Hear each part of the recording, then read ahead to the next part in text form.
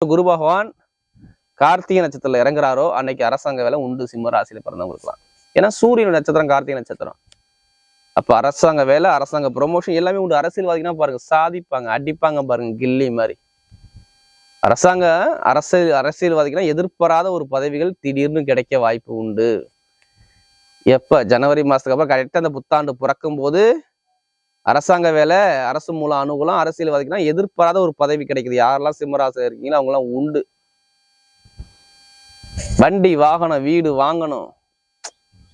இன்னும் ஒரு சரியா ஒரு பெனிஃபிட்டே இல்லை. எந்த ஒரு முயற்சி எடுத்தாலுமே சரியா இல்லை. அந்த சிந்தனையில் உள்ளவங்க அனைவருக்கும் நான் பொதுவாக சொல்றேன், நீங்க வண்டி வாகனம் வீடு வாங்குற யோகம் உங்களுக்கு வருது. எதனால 10ல குரு போய் 7ஆம் பார்வையா 4ஆம் இடத்தை பார்த்துருவாரு. குருவே பார்க்கிறாரு 7ஆம் பார்வையாக.